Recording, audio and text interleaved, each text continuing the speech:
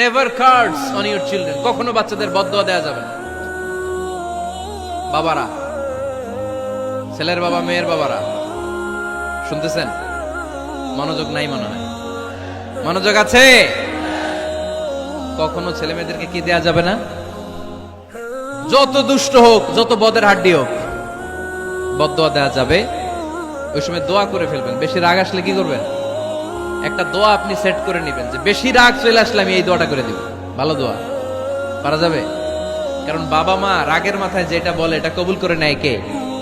কাবা ঘরের একজন কালো ইমাম আছে, নাম ইমাম আল কালবানি। দেখছেন এই ইমামরে আপনারা? উনি লন্ডনে একটা ইন্টারভিউতে বলেছেন, আমার মায়ের বদদোয়া আমাকে কাবা ঘরের ইমাম বানিয়েছে। লন্ডনে একটা কনফারেন্সে উনি ইন্টারভিউ দিচ্ছিলেন।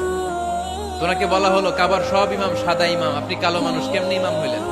উনি বললেন, আমার মায়ের বদদোয়া আজকে আমাকে কাবা ঘরের ইমাম বানিয়েছে। উনি বললেন, আমি ছোট্টবেলা অনেক বদের হাড্ডি ছিলাম, আমার মতো দুষ্ট আমার এলাকায় কোনো ছেলে ছিল না।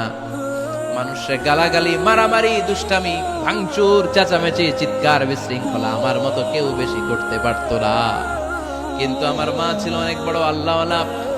আমার মা জানতেন আল্লাহর কাছে দোয়া করার কত বড় পাওয়ার। আমার মা যখন আমার উপর রেগে যেতেন, আমার মা জানতেন রাগের মাথায় বদদোয়া দিলে বদদোয়া কবুল হয়ে যাবে। এজন্য যখনই আমি বেশি দুষ্টামি শুরু করে দিতাম, আমার মা রেগে আমারে বদদোয়া দিয়ে বলতেন, আল্লাহ তোরে হেদায়েত দেখ, আল্লাহ তোরে কাবা ঘরের ইমাম বানায় দে। মা যখন রেগে যেতেন, রেগে মেগে উনি সব সময় বলতেন, আল্লাহ তোরে হেদায়েত দেখ, তোরে কাবার ইমাম বানায় দেখ। রাগে রাগে ভালো দোয়া করতেন।